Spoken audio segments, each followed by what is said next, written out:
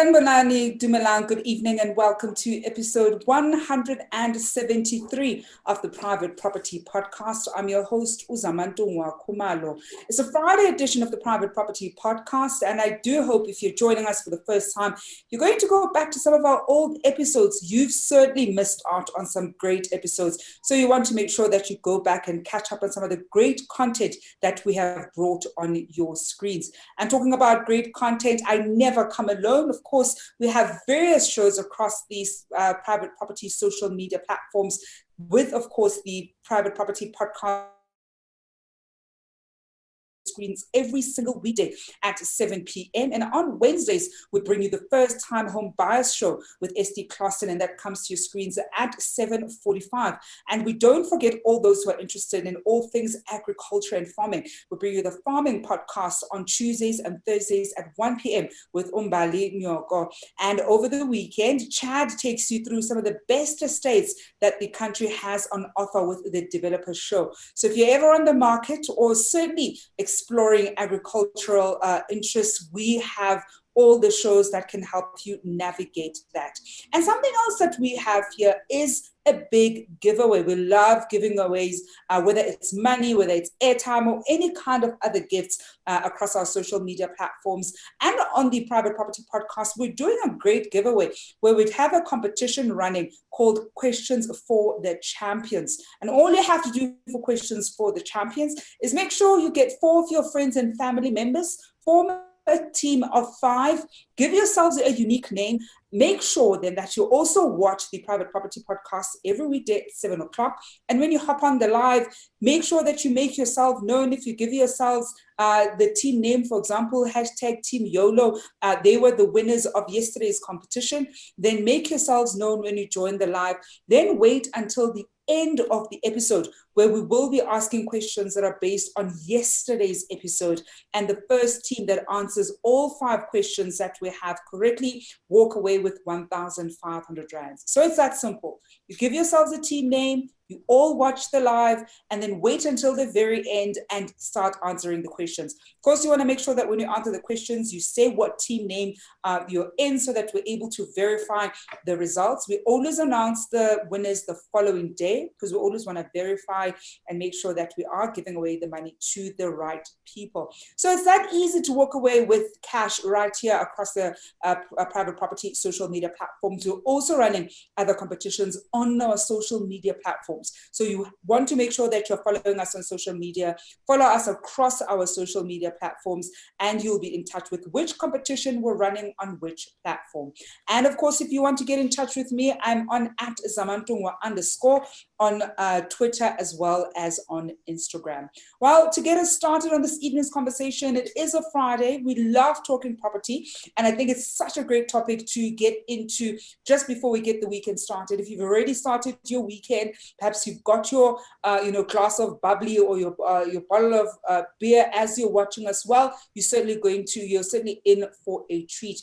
This evening, we're looking at 5 simple budgeting techniques you can adopt to prepare for your property purchase. We know that oftentimes, we sometimes don't quite know where to start when it comes to our property purchase, whether it's our first property or perhaps it's the second or third. Because sometimes you buy the first property, you thought, look, this was actually quite easy. By the time you want to, get the second and the third, because the property bug is real and it does bite, you kind of forget some of the things that you did the first time around because you're so overwhelmed with the whole process that you kind of forget some of the basics that you need to be able to do that's going to set you up for that property purchase.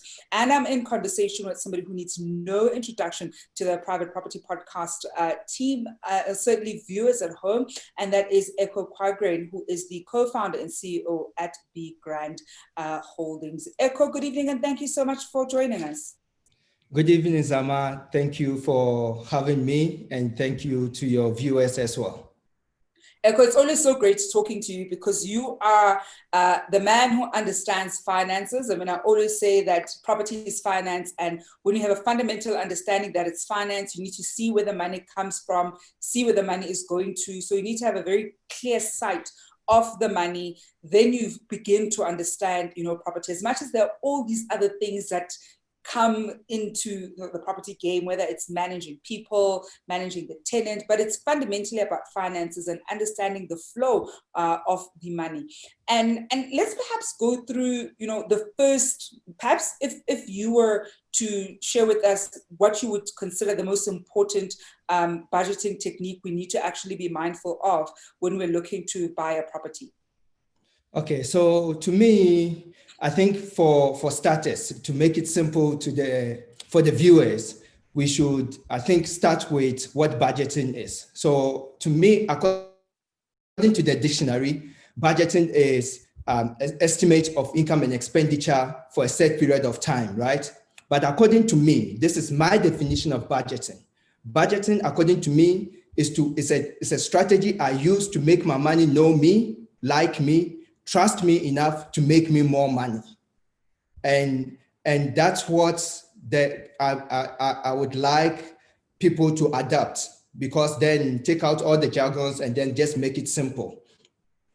I use simple 5 basic techniques of money budgeting. And this is what I did to escape the rat race. This is what I did to quit my job as a banker and now being a serial investor. And basically, it's one is the necessity bucket. So I use 5 different types of buckets and why do I do that? Budgeting is not one size fits all, and you don't have to have one size approach. You need to have, mine techniques might be different, but you need to have purpose, the purpose why you're budgeting. To me, I budget on 5 purpose, which is necessity, legacy builder, which is the financial freedom bucket, education, entertainment, charity, and so it's 5: education, necessity, charity, financial freedom, and entertainment. For starters, how do I do that? So assuming that you've got 100 Rand, and that's the income that you've received for the month. What I do is that I allocate 55% to my necessity bucket. Necessity bucket includes my school fees for my children, my mortgage bonds, mortgage bond, all the necessary things that get you to survive. So your electricity bill, your phone bill, whatever that you need in your day-to-day affairs, that is what the necessity bucket is. Then I move on to my legacy, which is the financial freedom bucket, which is money it's not for me, money I basically save away from my children. And normally that's the money I use to invest in properties, and I call it the legacy builder. And that's one thing.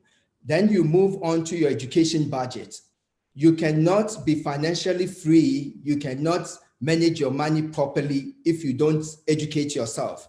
And I'm not talking the formal education. It could be formal education. Maybe you want to finish up your MBA. You've got some purpose. You want to learn something.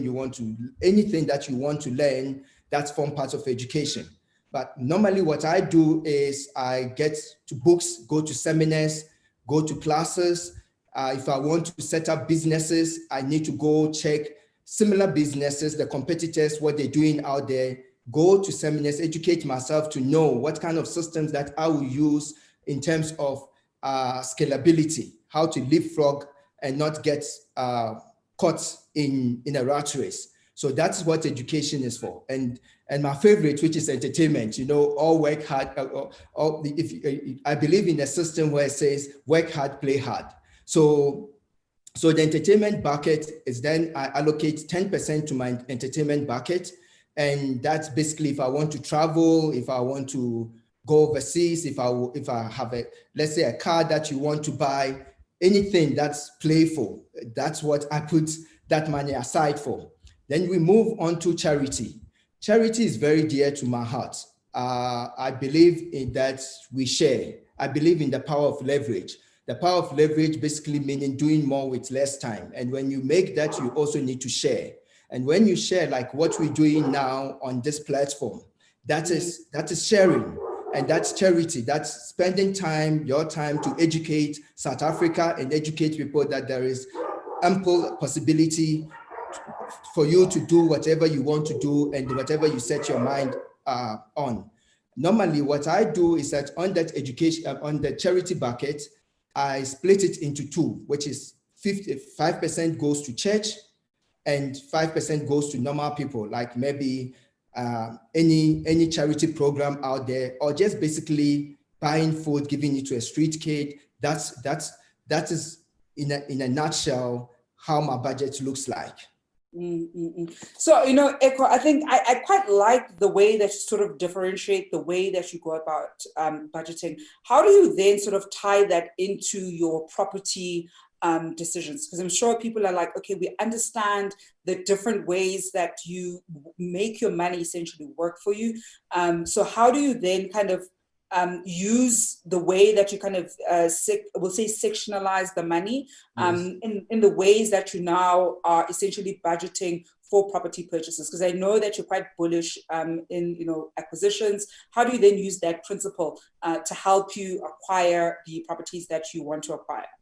Okay, so then I spoke about leverage, right? So that money I put aside, which is the legacy border bucket, is normally when you're buying from the bank, there's a term called you need to put a skin in the game. We need to know that you are serious about what you're doing, and if you believe in what you do, then you need to contribute to what you do. And in the business terms, we call it equity. You need to how much equity do you have to put in the game, and that's what that legacy bucket is for. So normally on a business level, the bank will say, if you want to buy, again, 100,000 worth of property, you need to at least put 20% in, because now you're heavily exposed to property and they want to see that you're contributing more. So then I will put that 20,000 that I've saved with my legacy bucket to leverage off the bank. And it's very crucial. If you want to be a serious investor or a tycoon investor, property investor, you need to use a lot of debt and that's good debt to grow your books. And this legacy bucket is really crucial because, like they say, cash is king. So you need to be able to save up money. And that's another thing. Cash flow is another story that we're going to talk about. But you need to be able to save up money so that people can trust you enough. Remember, budgeting is simple. Make my money like me, trust me enough to make me more money. And the bank will trust you enough if you know how to manage your money properly.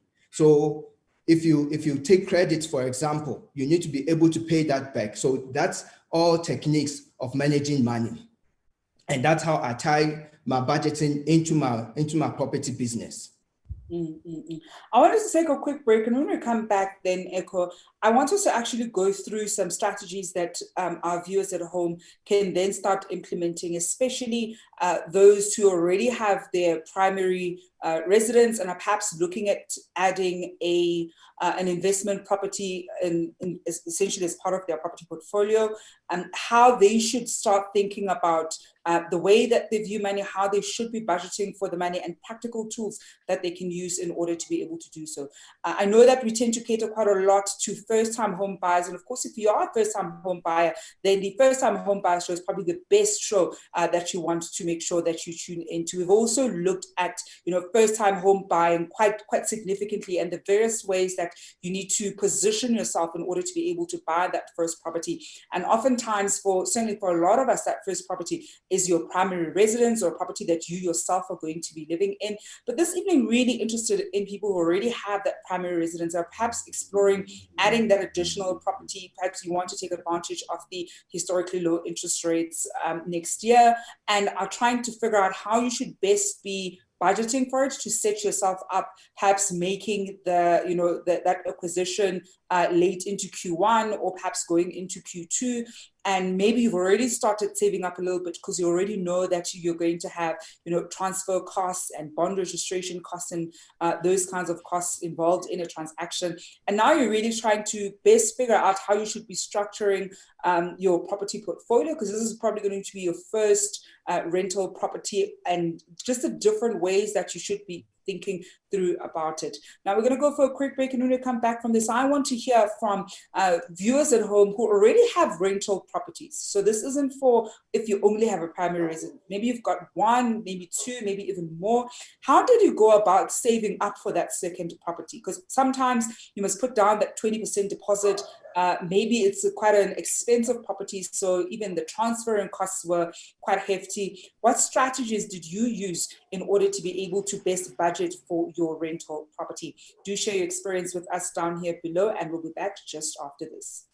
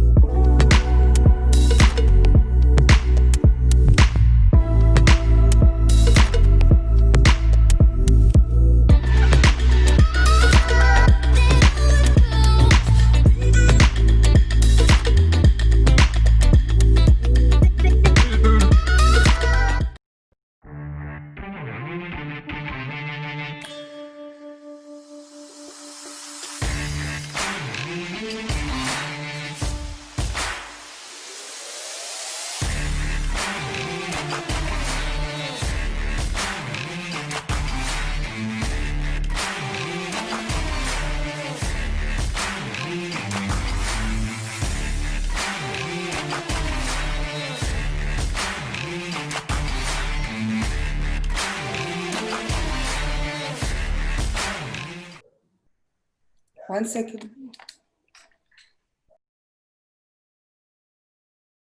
The Friday edition of the Private Property Podcast. I'm your host, Zama. You can see we always have our tech issues coming onto the table, making sure that we move the light to have the best lighting possible. And this evening, one of the best things, of course, that you also want to have is to have your budgeting story on lock, because it is the festive season. And perhaps, you know, if you survived the Black Friday and the Cyber Monday urge to buy certain things, Christmas is coming up, New Year's Eve is coming up, and as much as I'm sure, or I'm certainly hoping that a lot of you are going to be staying at home and not going, to a lali to your family, and you're going to stay at home and also make sure that you keep the family gathering as small as possible. It's so easy for us to get off our budget or to certainly blow our budgets during the festive season. But if you have property ambitions, one of the things that becomes so crucial is to always stay on top of your budget. And I know it's so difficult because I struggle with it myself. I wing it most of the time. And I think it's probably great because I don't have a very long expense list. But unfortunately, not all of us have that kind of discipline. And that's precisely what we're talking about this evening. We're looking at, simple budgeting techniques that you can adopt to prepare for your property purchase. And I'm joined by Ekow, Quagraine, who's the CEO and founder of Be Grand Holdings. We are taking your questions and comments. I want to hear from homeowners who have already bought their primary residence and perhaps have one or two or even more rental properties. How did you go about saving for your first or second or third rental property? What were some of the strategies that you used in order to be able to save up for them? Now, remember, later on in the show, you can look forward to the competition that we're running, where we're running questions for the legends. And I'm sure that many of the teams that are watching us right now are eagerly anticipating the questions that we're going to be asking later on. Well, stay put. We will be asking those questions later on. We're also going to be hearing from Estee, who will be telling us who the lucky winner is on one of the other competitions that we're running on our social media platforms. So we're always giving away money. And if you want to have a piece of that pie, then do make sure that you find out all about our competitions on our social media pages. Now, Ekow, to come back to you, I did say I want us to then look at when we're dealing with people who already have their primary residence, who have already bonded your primary residence, and let's say whatever number of years that you are in that bond, but you're now looking at adding an investment property. How should we be looking at how we go about budgeting for that investment property and making sure that we set ourselves up in the best possible way to also be able to potentially scale the property if that's something that we want? I know not everybody has ambitions of having 20 properties. Some people are okay with just having 2 or 3, and that's okay. So they're not trying to have this big property empire, and that's fine. I think you want to have something that works for you. And if 2 works for you, that's the sweet spot, that's perfect. But how do we then get people to, you know, getting that first investment property and then that second investment property? Okay, so cool. I'm glad you've asked that question because that's a good question. And for you to start in terms of going about getting your first investment property. So let's assume that whoever is buying has got their own property, or even if they don't have their own primary residence property, you're going to buy your first rental investment property. And what you need to look at is your cash flow, and that ties into budgeting. So your cash flow and how do you go about? And I always say it's simple terms. If the bank is willing to give you 2 rand and they ask you to pay them back 3 rand, you need to find that person that's going to give you 4 rand so that you'll be able to save a rand. And why are you using, and we go back to that 80-20 principle. So why are you saving that rand? And that's precisely this. So the most important number you have to look for, and that's something I've explained, you know, extensively in my video that's being released tomorrow, which is how to calculate your ROI, why the ROI is the most important number or equation in business. And it's not only property, it's also business. You need to understand what an ROI is and how to go about calculating your ROI. So viewers can watch, and I know I've got lawyer community on your platform. They can look forward to that tomorrow morning. It will be released. They can look at that. But again, your cash flow. So your cash flow is important. And that's how you need to look at things. So first, you need to do your research. You need to understand what you're doing and then tie it back into the budgeting. Remember, it's all about making your money like you, trust you, and make you more money. So that's what you need to look at. And if you have a property, you can refinance that property. I always say it's the best way to go about scaling up. If you have a property, and why do I say refinancing your property?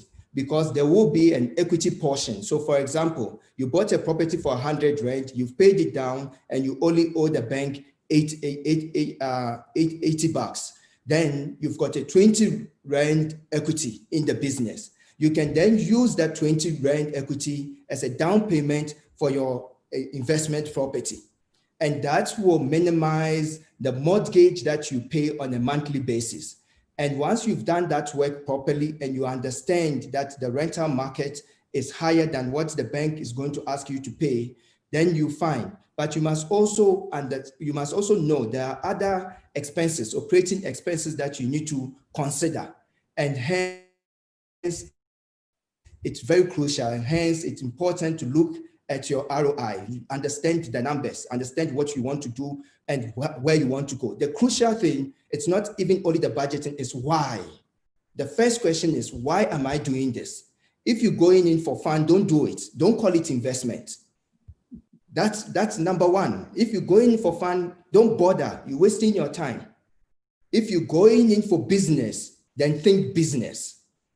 And that is what the cash flow becomes sense. And this is what we look for. And this is what we also teach on the Property Ask Ekow class. But we're not here to talk about Property Ask Ekow classes. We're here to help people to leapfrog and get out of the rat race. And basically that's it. And you can see I'm very passionate about this because it's just a simple thing. It just takes discipline. Real estate investment, people make it look very easy, but it's a simple thing and it's a discipline that you need to follow. And once you've gotten that, it becomes a sailing process. We are taking your questions and comments at home. We're talking about budgeting techniques that you can adopt in order to prepare yourself to purchase a property. Do share them down here below, whether you're watching us on Instagram, perhaps on Facebook, or on YouTube. We love hearing from you. And I want to hear from people who already have investment properties. How did you go about budgeting for your investment property? So you already have your primary residence, you might be living in it, perhaps you bought it a couple of years ago and you've now bought your rental properties. How did you go about budgeting in order for you to be able to purchase your rental properties. We've got a comment here from Facebook from Delano Skoltz, who's one of our top fan gang members. And Delano says, plan for how much you want to buy a property for, see what will your repayment premium be, but always work it out on a 10% interest rate, because if the economy gets back on its feet, interest rates will increase. This will result in your repayment premium also increasing. I love that one, because we want to make sure that we are as prudent as possible in our calculations. And you'd rather, estimate being charged a higher interest rate, because even though prime right now is sitting at 7%, are you able to afford perhaps the January rates when interest rates eventually get to that point? And if in the event where you are, perhaps even add a percentage above that, because you might not be able to even get prime even now. So you might not get 7% when you buy a property now, perhaps you'll get 8%.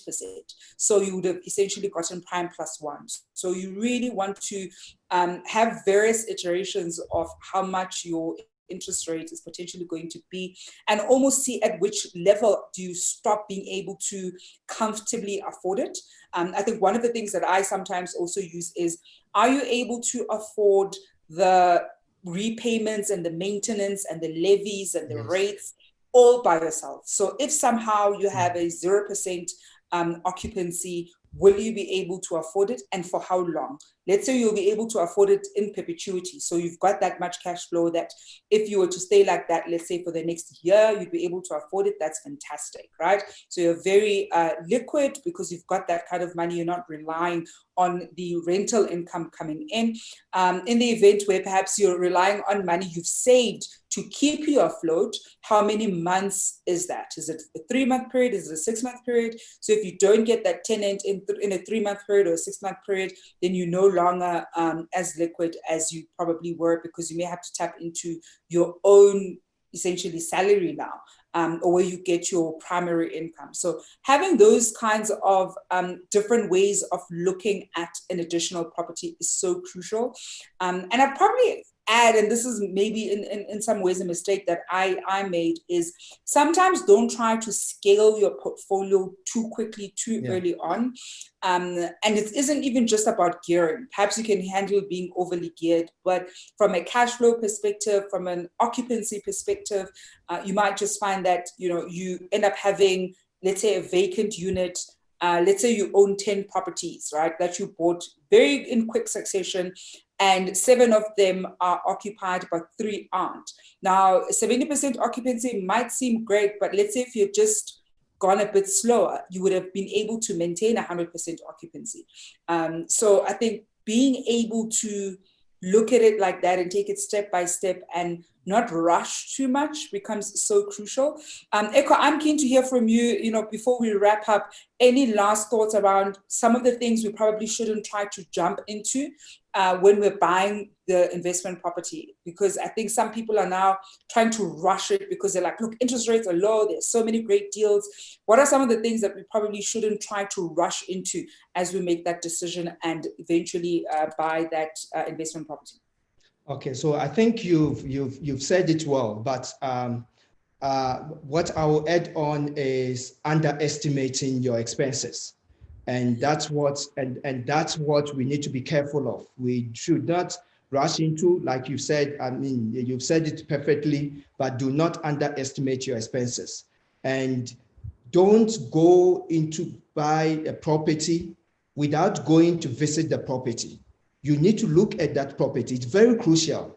Somebody will sit in Cape Town and say, hey, I saw a property in Hebrew and I want to buy because it's cheap. But have you gone inside? Do you understand the body corporate, how it's made? Do you understand all those, soft aspects of property management? So those are the things. And if you can't get there yourself, get somebody to do it for you. Get a good agent. Form a mastermind group. There are always people that want to share.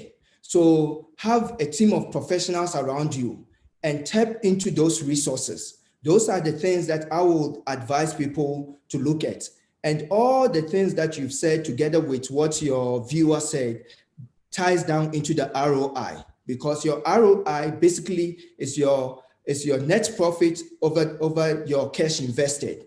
And once you've done it properly and you've understood, so he's saying 10%, you're saying add a buffer. The point is, historically in South Africa, we've gone to a level that we hit 26% interest rate. So how do you balance it? So doing your proper research, you can comfortably say that you're looking at an ROI of 15% or whatever that it is. But that will tie into it because it will help you with your expenses. It will help you with the income coming in. It will help you with the mortgage that you have to pay. All those factors will work. You will come into it. Will help you with the legal costs. And that is what I've done extensively with the videos. And also talking about not rushing into things. Another video I did is called on Property Ask Ekow is called How to Raise Unlimited Loans from the Bank. And that's again, what are the processes that you follow? What are the things that you need to do? And that's what we need to essentially look at. Mm-hmm. Well, Ekow, we are going to leave it there this evening. Thank you so much for joining us and, always being available to speak to us on the Private Property Podcast. I know we'll definitely be having you back with us in the new year, hoping you, your team and your family have a great festive season, and we'll be talking to you in the new year. Thank you very much. And Merry Christmas to everyone. And by the way, Zama, we're running a competition on our Property Ask Ekow channel to our loyal community, and we're giving away 1,000 Rand cash prize. It's just questions that we ask and you answer, and if you answer it right, you stand a chance of winning. We at a festive season, we're happy and we like to share with our loyal community. And thank you guys for supporting the channel Property Ask Ekow. We highly appreciate it. We wouldn't be where we are now. We're sitting on 185 subscribers in a very short space of time. We couldn't have done it without you. So we really appreciate and we thank you. Have a safe festive season and see you next year. Thank you so much, Ekow. We are going to leave it there. And before we also share the competition for this evening, and that's, of course, the questions for the champions that we're running across the Private Property social media pages. We're going to go to Estee who will tell us all about the winner of Agent Connect. What's up, Private Property fam? You know it's that time of the night again where we announce our lucky winner. It's an estate agent who won 1,500 Rand cash. And tonight's winner is Mpho Tepe. Mpho says, I was spotted by an agent at a viewing when she could not answer some of the questions her clients were asking her. She suggested I join her as a part-time agent, which I did in July. During Women's Month in August, I signed off 2 offers to purchase for 2 single young women. The transferring happened last week. I am yet to take pictures with them and their keys. Seeing young single black women invest in property is a huge honor for me. Evidence of a culture shift and paving a different path for our young girls.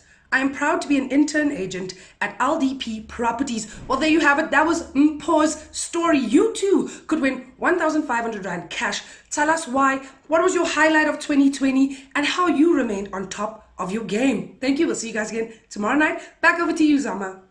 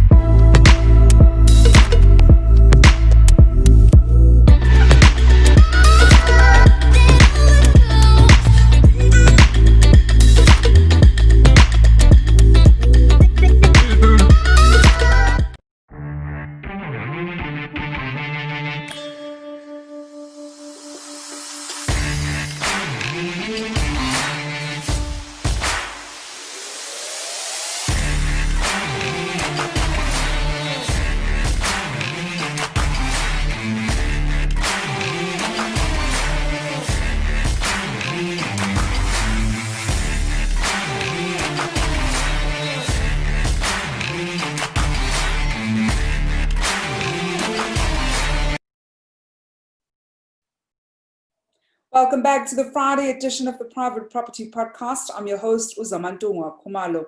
Well, it is that time of the evening where we go through this evening's questions for the champions questions. And of course, this is where your team wants to make sure that they have their fastest fingers on whether it's your tablet, whether it's your laptop or your phone.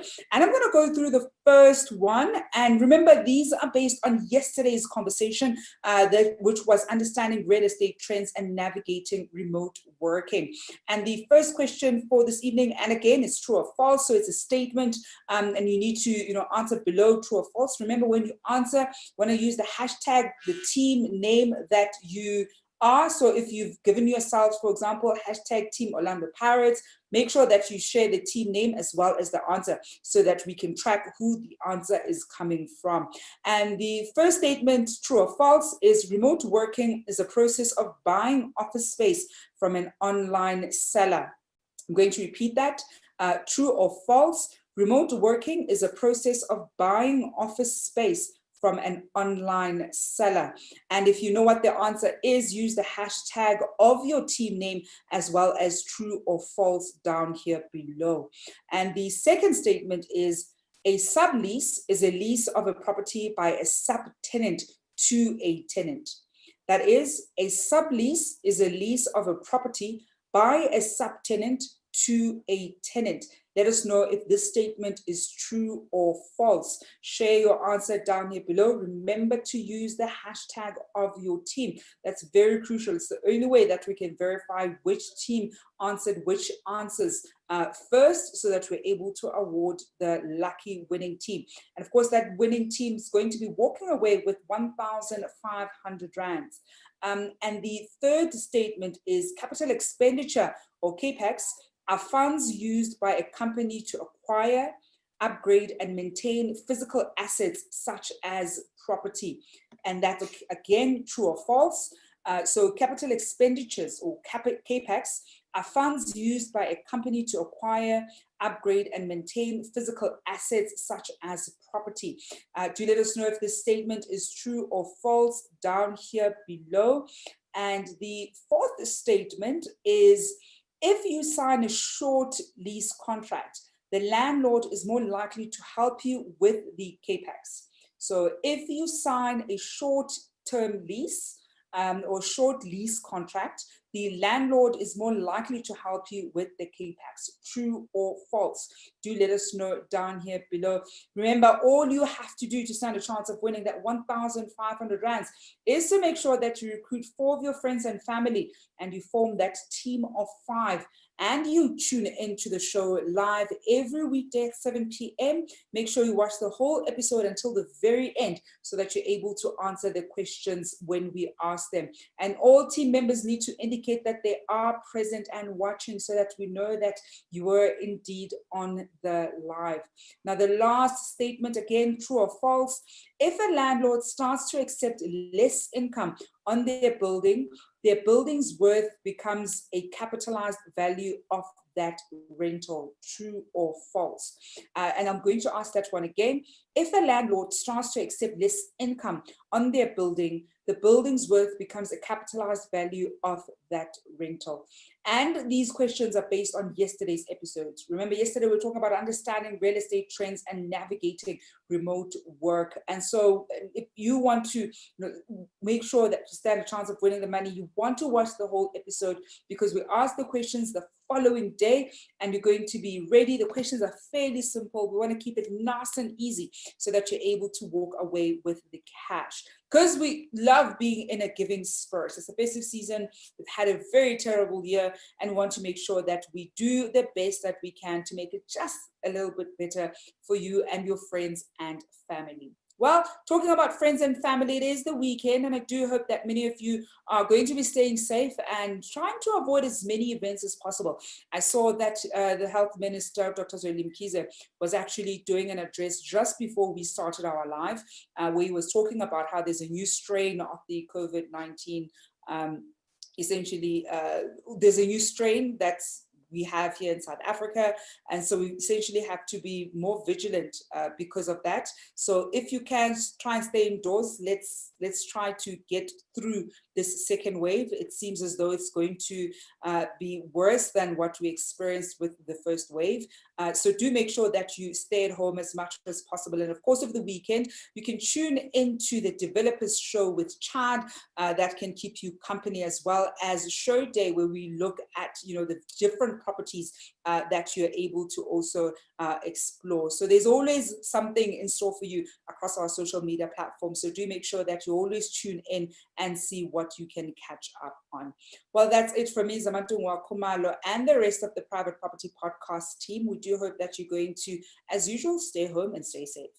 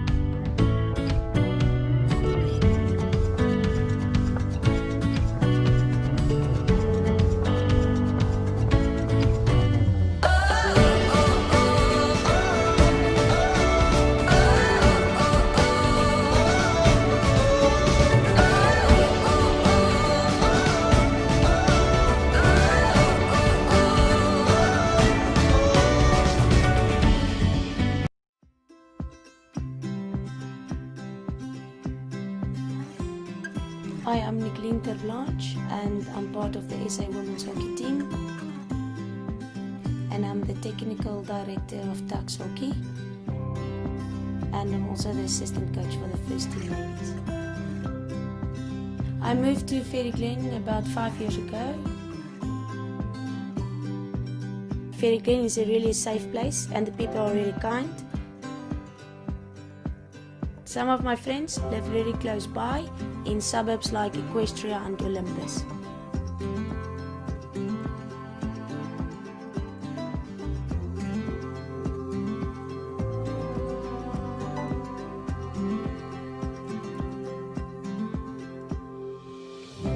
In the morning I will wake up, make myself a cup of coffee, go for a jog in the Quagraine Nature Reserve, or even just in the neighborhood. It's safe, quiet, and the environment is really nice. I love Quagraine because I'm near the city, but I'm not in the city.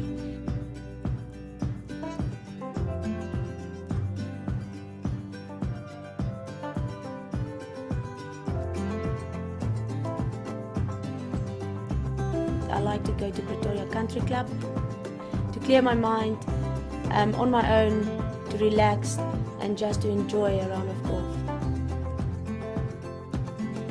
In Pretoria East we really have nice places to visit, like Menlyn Mall and Brooklyn Mall that is really close by. There are also a lot of top schools in the area, like Pretoria Boys High and Hoërskool Menlo Park.